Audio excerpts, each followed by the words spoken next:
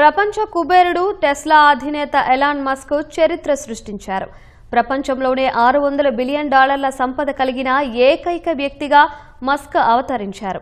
తన సంస్థ space X IPO విలువ పెరుగుతున్నట్లు వార్తలు వచ్చిన నేపథ్యంలో మస్క్ సంపద పెరిగింది.